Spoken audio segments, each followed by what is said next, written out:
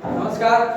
आसिफुल education में हम आज बात करेंगे क्लास 9 में सामाजिक विज्ञान में भारत की पर्वत श्रृंखलाओं के बारे में। तो आपको मुख्यतः बताया जाता है कि राजस्थान, गुजरात और दिल्ली तक जो फैली हुई पर्वतमालाएं उन्हें अरावली पर्वतमालाएं कहा जाता है, और भारत के मध्य में जो फैली हुई पर्वतमालाएं हैं उन्हें विंध्याचल पर्वतमाला और सतपुड़ा की पर्वतमालाएं कहा जाता है।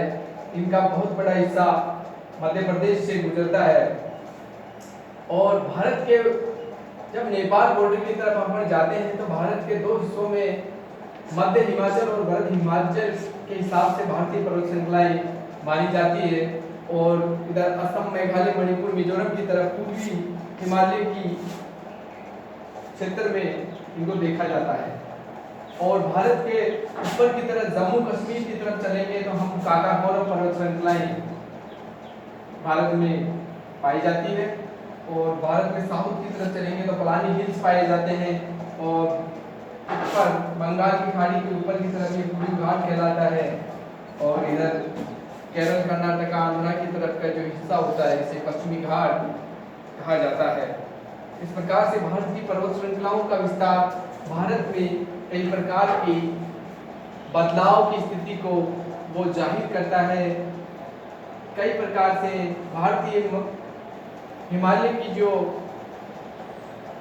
वनस्पति, उसकी उपजाऊ उधर का जो हिस्सा है उसको विश्वव्यापी लेवल पर बहुत ही अतुलनीय हिसाब से देखा जाता है।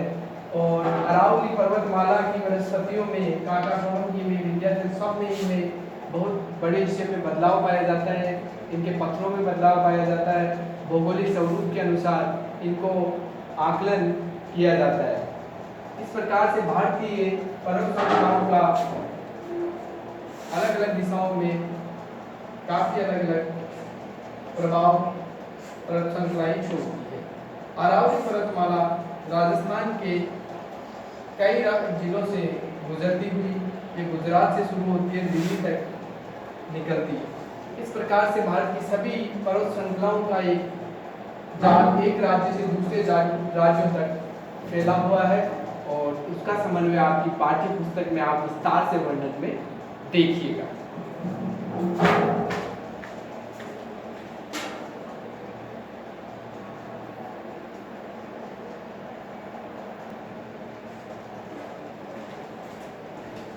इन पहाड़ियों के मध्य भारत के जो पुराना इतिहास है वो भी इनमें काफी छिपा हुआ है। आज भी हमारे मानव जाति के अवशेषों के रूप में हमें सतपुड़ा और विंध्याचल की पहाड़ियों में काफी मानव जाति की गुफाओं में अवशेष मिले हैं। मानव जाति उनमें फली फूली, उनके विकास की तरफ एक अलग हिसाब का अपना अमिट छाप छोड़ती है। भारतीय संस्कृति और विश्वव्यापी संस्कृति पहाड़ों और गुफाओं से अपने मानव जाति के विकास की तरफ अधूरी सी रह जाती है। अगर हम इन पर्वत श्रृंखलाओं की तरफ नज़र नहीं देखें तो भारतीय मानव जाति और विश्वव्यापी मानव जाति का इतिहास अधूरा सा रहता है। इससे आगे के अध्ययन के लिए आप आपकी पाठ्यक्रम पुस्तक से पर्वत श्रृंखलाएं पाठ का विस्तृत अध्ययन करें। धन्यवाद।